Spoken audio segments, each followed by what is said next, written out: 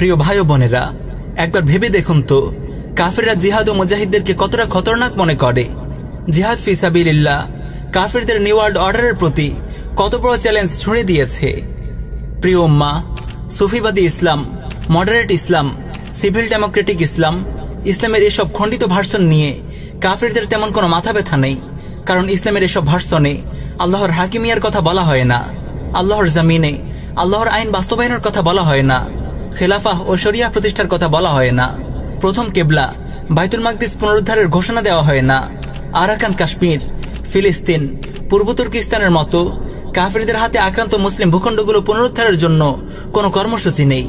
ইসলামের এসব ভার্সন জাতিসংঘের নেতৃত্বাধীন কুফার বিশ্ব ব্যবস্থাকে মেনে নেয়, মুসলিম বিশ্বের ওপর চেপে বসা কুফরি গণতান্ত্রিক শাসন ব্যবস্থাকে মেনে নেয়। এসব ভার্সনের অনুসারী মুসলিমরা বড়ই নিরীহ গোছের। সময়ের প্রয়োজনে এদেরকে যেদিকে ইচ্ছা ভেড়ার পালের মতো হাঁকিয়ে নেওয়া যায়। তাই যেসব আলিম ও শায়েখ মডারেট কিংবা সুফিবাদী ইসলাম প্রচার করে তারা কাফেরদের কাছে অনেক প্রিয়। ইউরোপ আমেরিকায় গিয়ে তারা বড় বড় সেমিনারে জ্ঞানগর্ভ বক্তব্য দেওয়ার সুযোগ পায়। কুফার মিডিয়াও তাদেরকে বিশ্বের প্রভাবশালী মুসলিমদের তালিকায় অন্তর্ভুক্ত করে তাদেরকে ইসলামের দিকপাল আখ্যা দেয়। পক্ষান্তরে মুজাহিদ শাইখদেরকে জঙ্গি, সন্ত্রাসী ও উগ্রবাদী বলে বদনাম করে।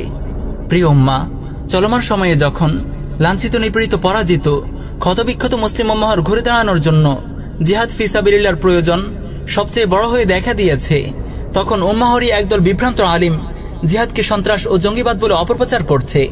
এর চেয়ে বড় দুঃখের কথা আর কি হতে পারে? যে কোনো বুঝবান মানুষের কাছে এই কথা স্পষ্ট যে জিহাদ ফি সাবিলিল্লাহ ব্যতীত মুসলিম উম্মাহর মুক্তির দ্বিতীয় কোনো রাস্তা খোলা নেই। প্রথম কেবলা বাইতুল মাকদিস পুনরুদ্ধারের কোনো উপায় নেই।